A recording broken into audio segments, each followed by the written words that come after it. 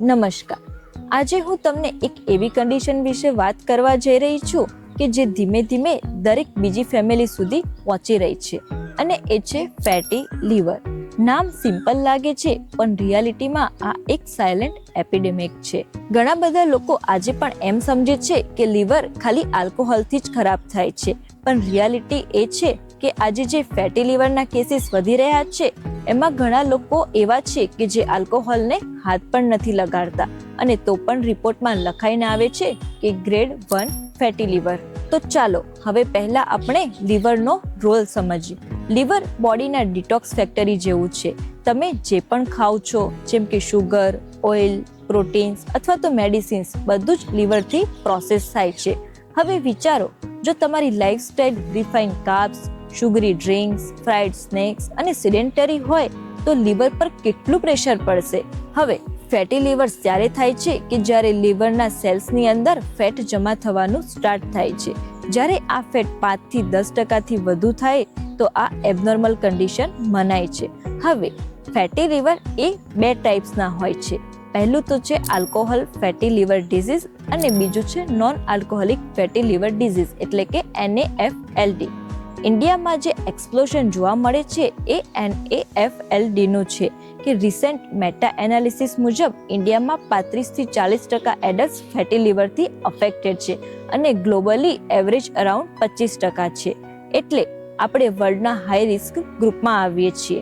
અને સૌથી ડિસ્ટર્બ કરવા વાળી વાત તો એ છે કે આ પ્રોબ્લેમ બાળકોમાં પણ વધી રહ્યો છે, અને ખાસ કરીને જંક ફૂડ અને સ્ક્રીન ટાઈમ વધુ હોય છે એમાં. તો હવે સવાલ આવે છે કે આ વસ્તુ કેવી રીતે થાય છે? તો આનો સૌથી મોટો રૂટ કોઝ છે ઇન્સ્યુલિન રેઝિસ્ટન્સ.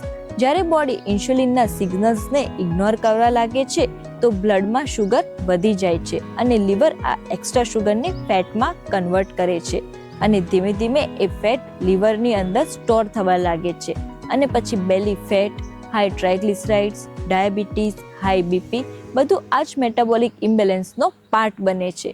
ફેટી લીવરનો સૌથી સ્કેરી પાર્ટ તો એ છે કે સ્ટાર્ટિંગમાં કોઈ ક્લિયર સિમ્ટમ્સ નથી હોતા. વ્યક્તિ નોર્મલ જ લાગે છે, પણ સબટલ સિગ્નલ મળે છે, જેમ કે પેટના રાઈટ સાઈડમાં હેવીનેસ, ખાધા પછી જલ્દી ફૂલનેસ લાગવી, થાક લાગવો, લો એનર્જી, કમરના એરિયામાં ફેટ જમા થવું, ડાયજેશન સ્લો થઈ જવું, અને એટલું જ નહીં, એડવાન્સ્ડ કેસમાં લીવર એન્ઝાઇમ્સ બ્લડ સ્ટ્રીમમાં વધવા લાગે છે. જો સિમ્પલ ફેટી લીવરને કંટ્રોલ ના કરીએ તો આ ઇન્ફ્લામેશન સ્ટેજમાં જઈ શકે છે, અને જેનું નામ છે NASH. અહીંયા ખાલી ફેટ જ નથી, લીવર સેલ્સ ડેમેજ થવા લાગે છે.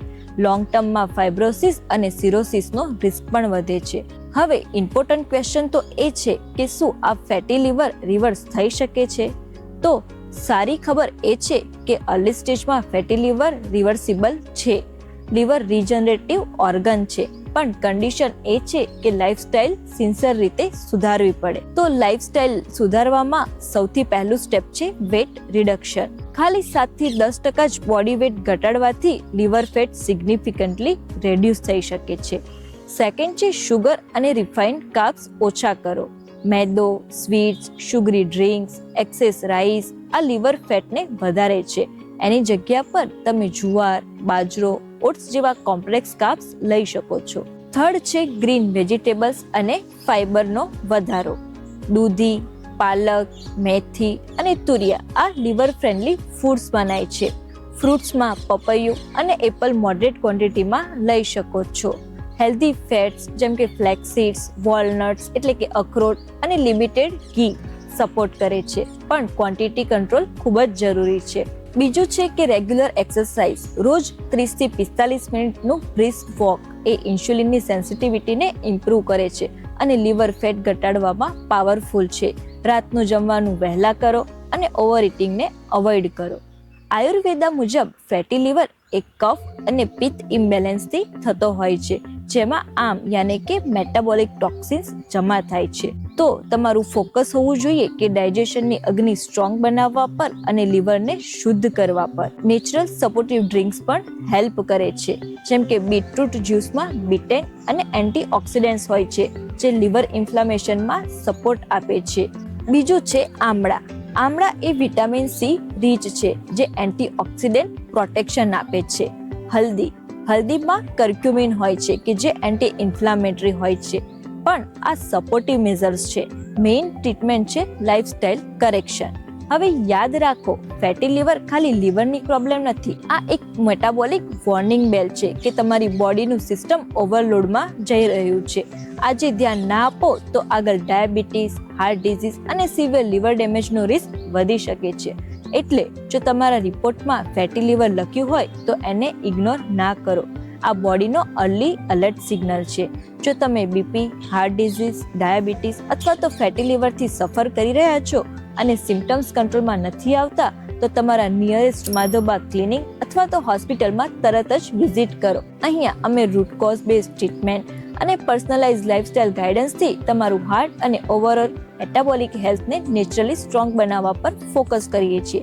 જો તમને આ જાણકારી યુઝફુલ લાગી હોય તો વિડીયોને સપોર્ટ કરો અને ફેમિલી અને ફ્રેન્ડ્સ સાથે શેર કરો.